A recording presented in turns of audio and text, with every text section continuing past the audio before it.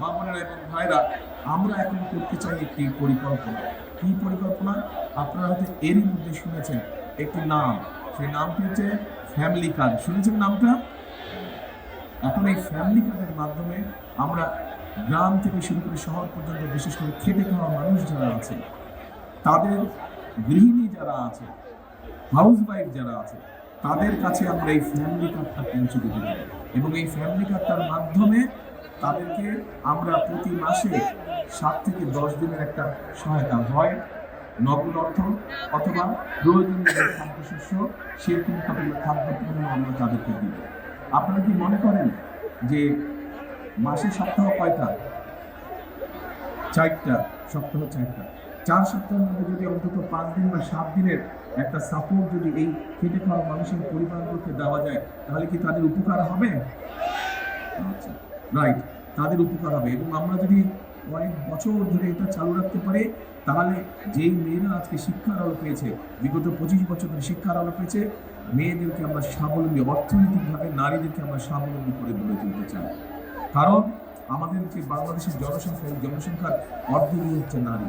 আমরা যতই বলি উন্নয়ন করবো, এইটা করবো, ওইটা করবো, কোনোটাই সফল হবে না যদি অর্ধেক জনসংখ্যাকে আমরা পেছনে ফেলে রাখি। হবে না। সেজন্যই আমরা মাদেরকে, নারীদেরকে আমরা ফ্যামিলি কার্ড দিতে চাই। এখন আপনাদের তো পরিকল্পনা হচ্ছে 12 তারিখে ধান এসছে ভোট দেবেন। আমাকে বলেন তো, আমার এই পরিকল্পনা কেমন লাগলো আপনাদের? ভালো লেগেছে?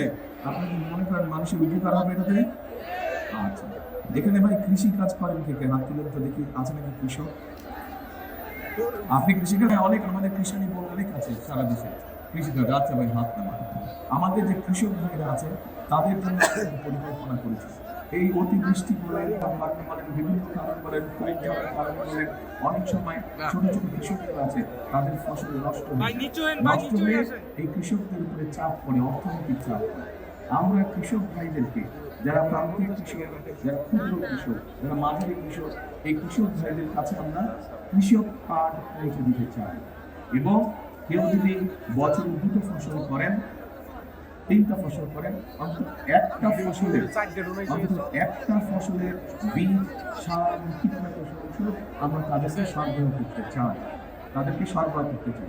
তো এইটা যদি আমরা কয়েক বছর ধরে রাখতে পারি, তাহলে এই কৃষক ভাইদের অর্থনৈতিক মেরুদণ্ড মজবুত হবে।